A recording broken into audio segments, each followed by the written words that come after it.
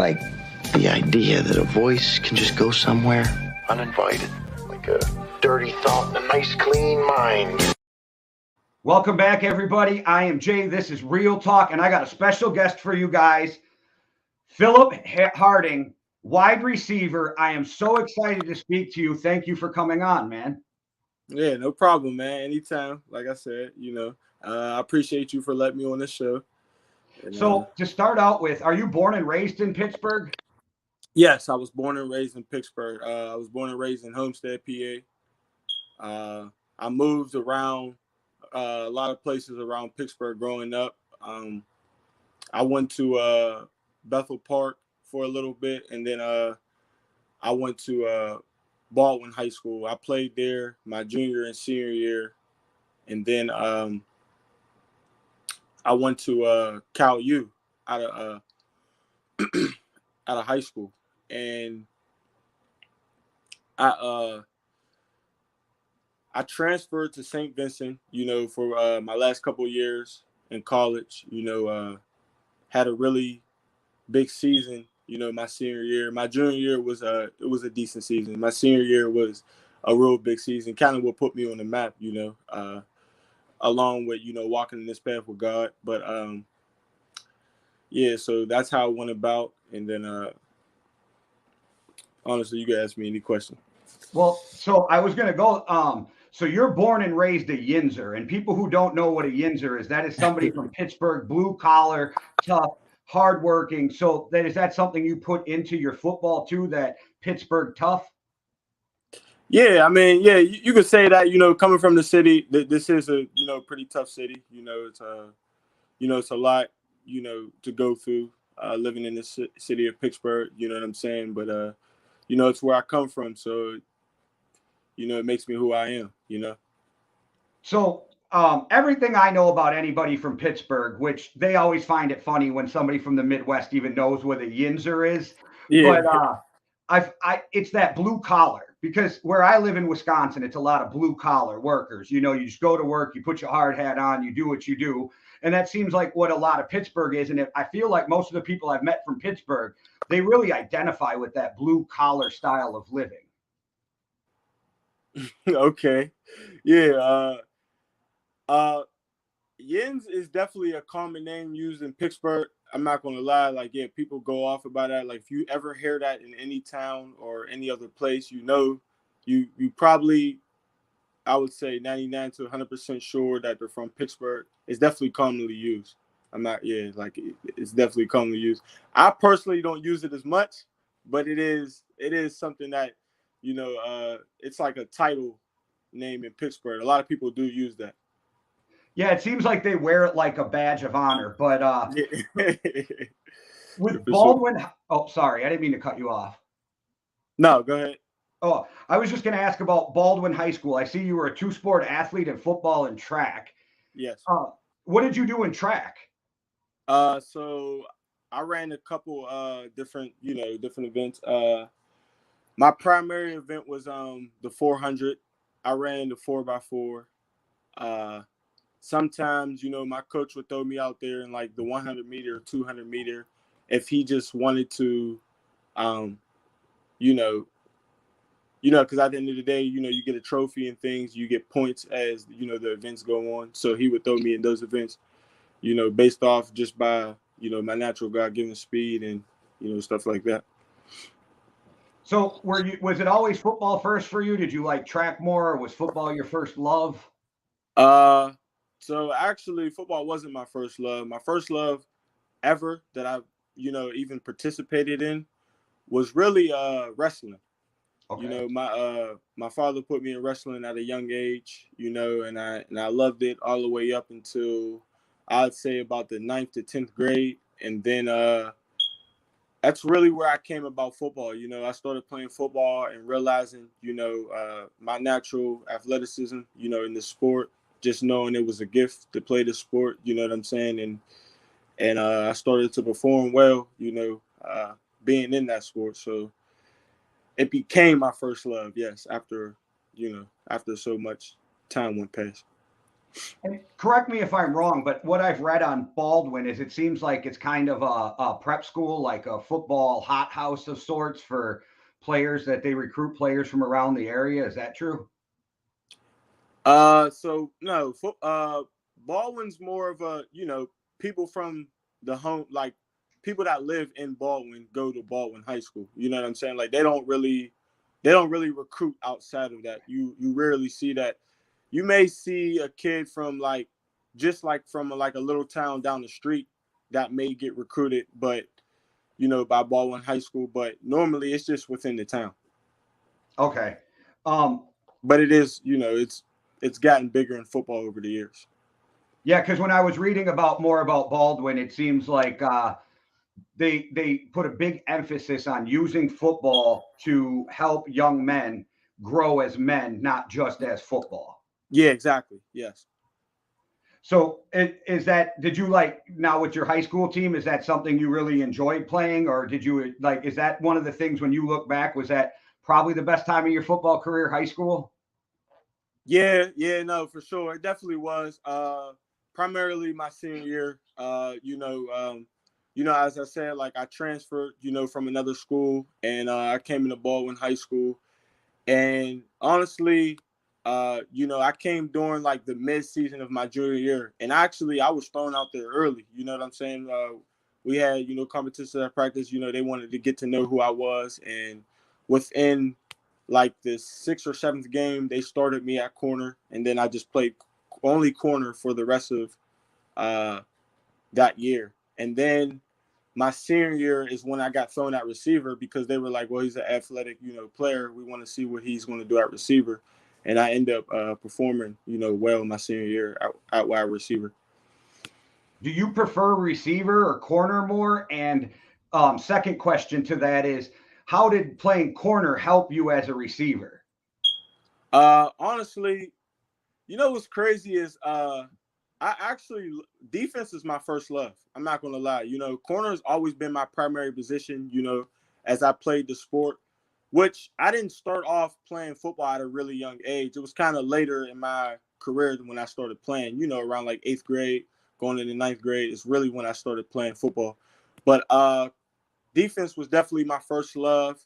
I began to love receiver, once I started playing it, my offensive year, scoring touchdowns and, catching, difficult catches and stuff like that. And I just realized that, I had a natural athleticism at it. You know what I'm saying? And I, I could say that I definitely fell in love with that position. What was your second question? Did playing corner help you play wide receiver? And if so, It, how? it did. Okay. So like, honestly, receiver and corner are not too much of a difference. Being on the receiver side, watching the corner, you know what I'm saying, watching, the back pedal and how they get out their breaks and stuff like that. It's kind of like transparent. So when you're at corner, and you're watching receivers, obviously if you played the wide receiver position, you kind of know based off by how they come off the ball or when they break and stuff like that because you've played that position. So it's kind of not.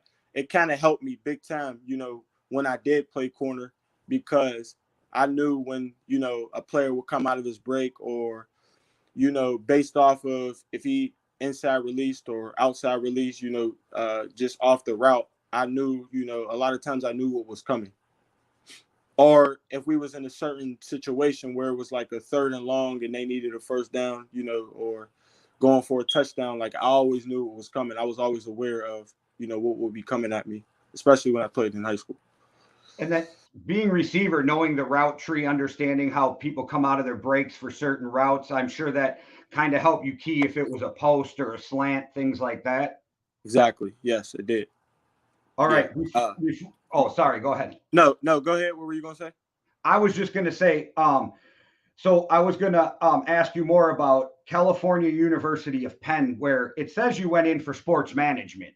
Yeah, yeah. So that was my major going in. I really didn't know what I wanted to do. Honestly, to be quite frankly, I just wanted to play football. That was my main goal for going there. You know what I'm saying? And based off by Cal U, there's a lot of, professional scouts that always come to Cal, and you know what I'm saying? And I was just thinking it was a big opportunity, God gave me this opportunity to go there, and yeah, that was basically really it for real. But I did major in sports management there. I was always into the sports field, and I always just wanted to know more about, different sporting events and things like that.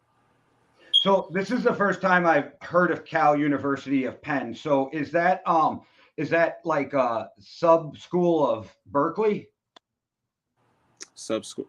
No. Like no. So it because it's the California University of Pennsylvania. Like how did Yeah. that come about? Like I'm not sure about the school. Oh, okay. Yeah, it's located obviously in California, PA.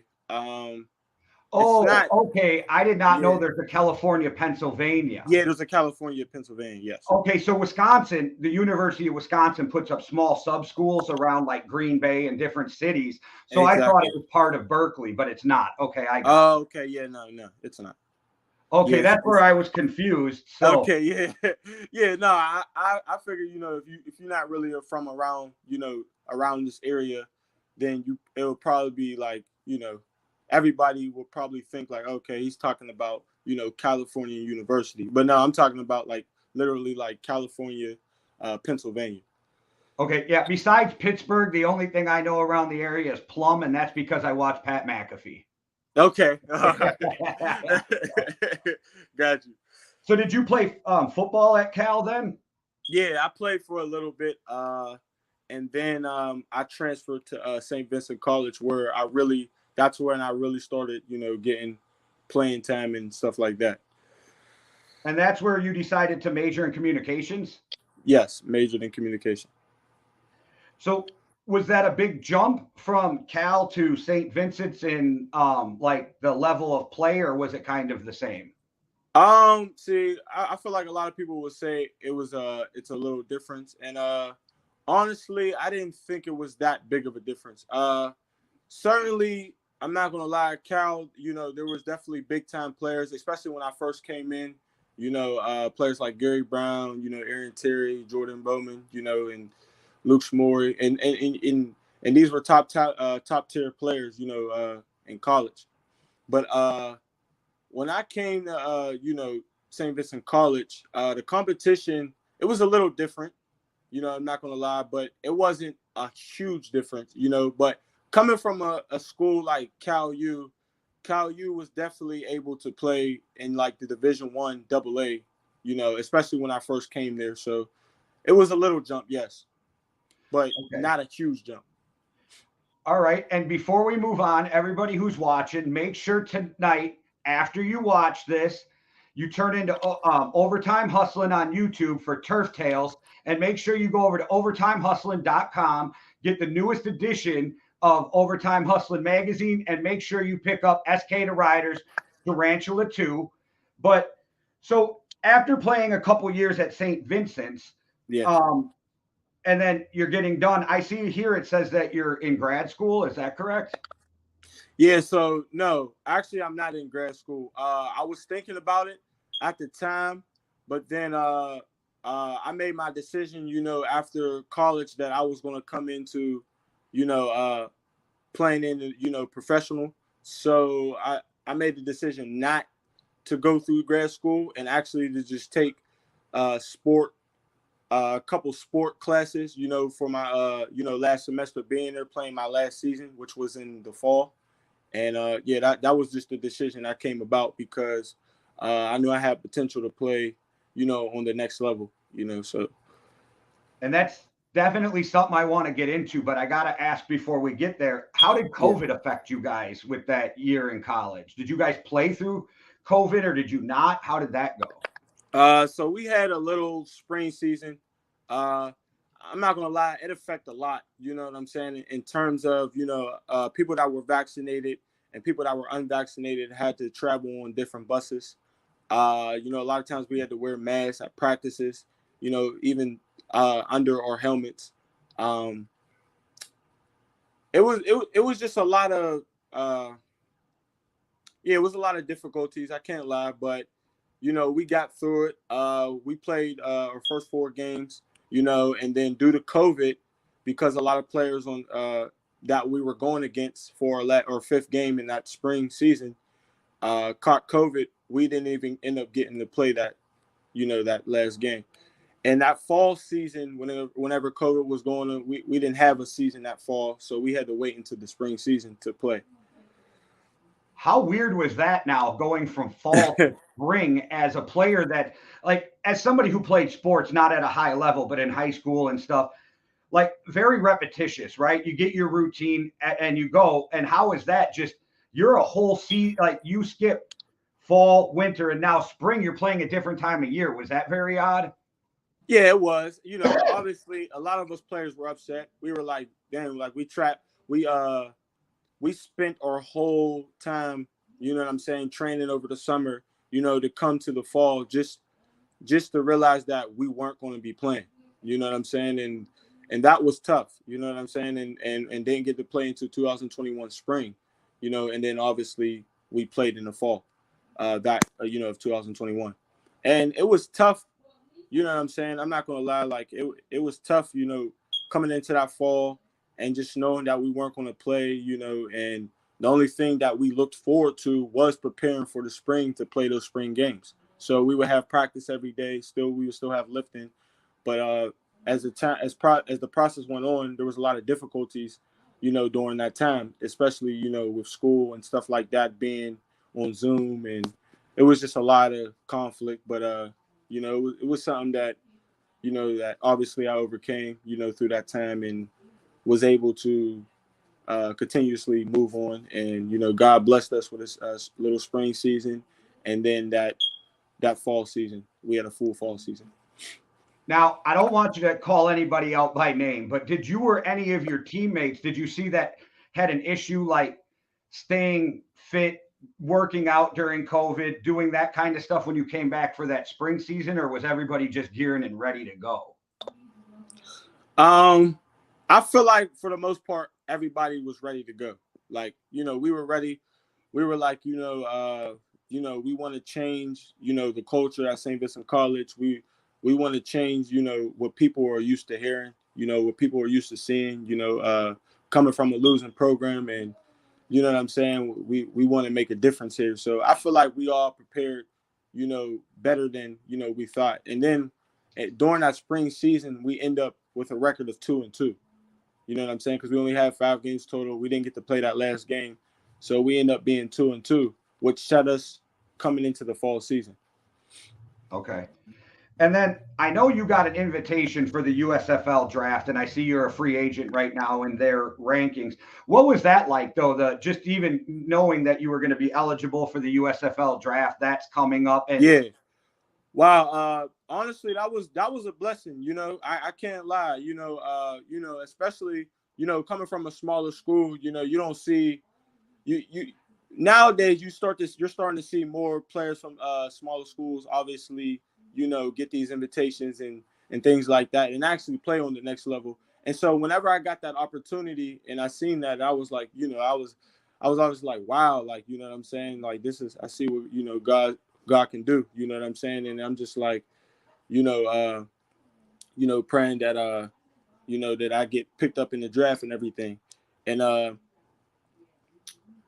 don't know, man. I was just, I was stunned, because, before the USFL, and before they explained it, my agent was talking to me about it, and she was saying that, the USFL is going to definitely want a player like you, you know what I'm saying? And especially knowing you as a player that you could play on the NFL, the CFL level, or USFL level. And, it was just like, whoa, like, you know what I'm saying? Like, wow, I really, out of a lot of players, I was one of the players to, get accepted in that USFL draft pool. So I would it was a shocking to me, but it was also like, I'll be ready. You know what I'm saying? So what's next? What's your football future gotten plans for you now, or are you still waiting to hear? So, basically, talking with my agent and things, she tells me to always stay alert for a phone call, from the USFL. Obviously, they're bringing in players for the training camp, and you know what I'm saying. So honestly, besides training every day and working hard, really realistically just been waiting on that call. But recently, there was an invitation, that my agent told me that she wanted me to go to, which is this combine on May 14th, up in Georgia, and it's in front of Russ Land, which is a CFL scouting coach for the Montreal Alouettes, I want to say. Alouettes, yeah. Alouettes, yes, Alouettes. Yeah, so I'm thinking about attending that combine event, but I'm just kind of being patient, seeing, if I will receive any calls before then. But yeah, I'm thinking about attending that event though while I'm in the process. I only knew what they were called because I will watch any football. I don't care if it's Pop Warner, high school, if it's on TV, or my wife will get irritated. If we're driving by a Pop Warner game and we're not busy, I'll just pull over and watch from the car for a little bit and then drive off. Like I can't get enough football, just hockey, the love of football, combat sport. I understand. Yeah, the love of football. So it's got to be exciting as a young player, though, knowing the XFL is coming next year. There's the EFL, there's the USFL. There's a lot more outlets for players, even beyond indoor or going overseas, which has to be exciting. Yeah, and that's the thing. Talking about arenas and overseas. Throughout my process, I have received contracts from arena teams and overseas. But I, while I've been in the process, and then whenever I got accepted for the USFL draft pool, it just made me understand that, God, this is God's journey for me, and this is, God's plan, and maybe along the way that there'll be something bigger, so that's what I've been patient about this, so. Well, somebody who follows you on social media, I understand that faith really is something that you get behind and drives your life. Has that always been something? Have you always let faith guide you? I wouldn't say my entire life, but honestly, now that I look back at it, yes, faith has drove me to where I'm at now. You know what I'm saying? And it came a long way, having faith, believing in myself, believing in God, obviously. And it's took me a long way. And it actually, got me to this point where I'm at now, where I didn't even believe this would be possible. You know what I'm saying? Especially when all the odds are against you. You know what I'm saying? Coming from a small school. So I would say faith drove me a really far, very far. And you said people who followed me on social media, a lot of overseas coaches, a lot of arena football coaches. Obviously, lately on Twitter, I've been getting a lot of followers from unexpected, like just very unexpected, different coaches. You know what I'm saying, and stuff like that. I know you heard that YouTube channel, Market Cast or something like that. He talks about the USFL, XFL, and just different sources of football. You know what I'm saying? USFL Network and stuff like that. Yeah, and I'm sure for those coaches and scouts, when they look at somebody's Twitter and they see they're more faith-based, because we've seen some crazy stuff in the NFL. So getting a little bit of glimpse of somebody who's like got their head on, seems grounded, I'm sure that's always a big plus for them too. Yeah, it is. So for sure. After you're done playing, has coaching ever been something you thought of? Yeah, it actually has. Yes. Yeah. So, that was always something that, I thought of, the whole time being in the process, of playing football. I'm just like, I'm always going to want to be around the game. So, one day I will come into, after my whole football career, will come into coaching, obviously coaching the position that I know. I feel like, that would be a blissful opportunity. And not only that, but, it would keep me around the game. And since I've been in the game, for a decent amount of time, I know a lot about it. So that was always something I considered. Yes. Well, that is very cool. And I heard you talk about your agent, so I want to ask a question about that. Like, how did you end up with your agent? And somebody who's not understanding the whole agent game always, is there a lot of female agents, or is this something that's very rare? That's actually really a question I don't know, but I'm gonna have Okay. to say it's rare to have a female agent. Under the agency that I'm under, like Buddy Walters and other, agencies, they have worked with the NFLPA and the CFLPA, and so I'm in good hands. Obviously, Hope, she's a great agent. She's always busy. You know what I'm saying? But she always updates me on what's going on and things like that. So yeah, I think having a female agent is rare. Yes. And I think it's great because as a Vikings fan, we actually interviewed a female from the Giants for our GM spot. You're seeing female coaches now, female refs. It's like they're finally opening the door because it's like a lot of these people have a lot of great information and teaching they can do. And gender Right. doesn't necessarily, mean you can't do it at the best, highest levels. Exactly. And I totally agree with that. I don't think there's no difference because a woman could know just as much as a man. Even in this sport of football. You know what I'm saying? And being behind whatever they went to college for and being certified and licensed in this specific area. Yeah, I think having a female agency is a good thing, or a female GM, and even I'm seeing female coaches now. So yeah, it's a great change in the sports world. Yeah, I think it's Greg Popovich and Bruce Arians kicked down the door for those female coaches, and I think it's great by having them on their staff, by really empowering them too. They're not just some fake coach on the sideline that's there because they're female to make the team look good. Like these two guys seem to really empower their female coaches, so I think that's awesome. Right.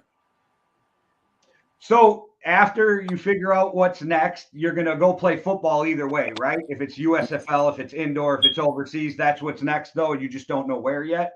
Yeah, exactly. Yes. So yeah, I'm still in the process of figuring out where I'm going to go. Yes.